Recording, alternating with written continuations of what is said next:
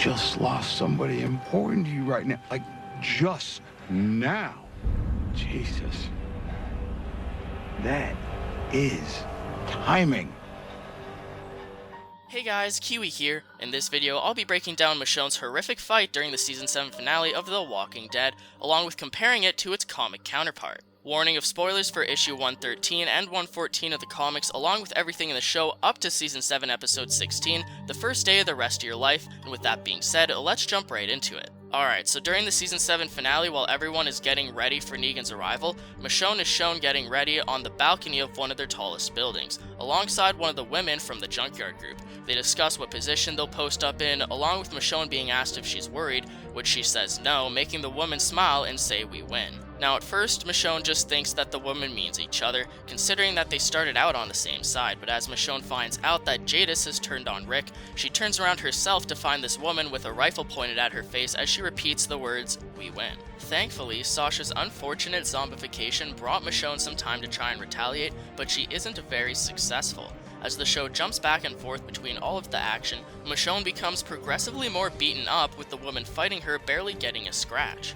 The third time we cut back to Michonne, her left eye is literally swollen shut from all the punches to the face that she's endured, as she's shown to be choked out on top of it. Luckily, Michonne is able to grab a part of what looks like a broken flower pot to knock off the woman on top of her. And so the final time we cut to her during this fight scene, she's being held against the edge of the roof as she tries repeating the quote that she told Rick back in 709, I believe, that they're the ones who live.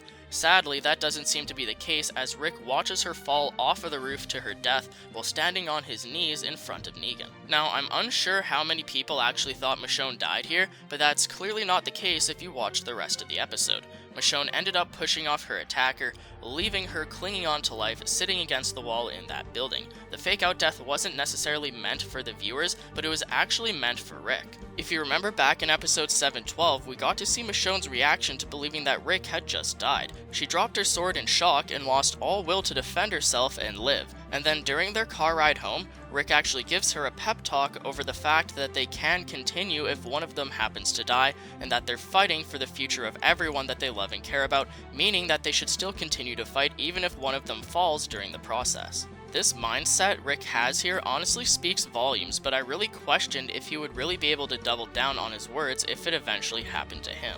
I mentioned this during my predictions of the episode, stating that I was unsure of how exactly Rick would react to a situation where he thinks that Michonne is dead. But here we get to see it immediately as he takes everything out on Negan, coming full circle back to the beginning of the season. Rick repeats the same thing that he said to Negan back in 701, showing that he's truly rebuilt himself, rising up and marching to war against the Saviors. Instead of just caving to Negan like he did back when Negan originally threatened to harm Carl, Rick shows defiance once more, still ready to fight and put an end to the Saviors. Michonne getting potentially thrown off the roof set off a chain reaction of many events coming back full circle, and it's really quite clever the way they decided to show this off. And so for those of you who don't already know, this entire scene with Michonne fighting the Junkyard Woman is actually a remixed scene from the comics. Now in the comics, Andrea is actually dating Rick instead of Michonne, along with the fact that Andrea has always been the badass sniper of the group. That being said, the fight scene given to Michonne in the show was originally Andrea's storyline in the comics. Things actually went very different in the comics compared to the TV show. If you're interested in a full comparison between the similarities of the show's two counterparts during the Season 7 finale, definitely check back to the channel in the near future for a full breakdown video. Right now though, let's just focus on the situation Andrea got herself into,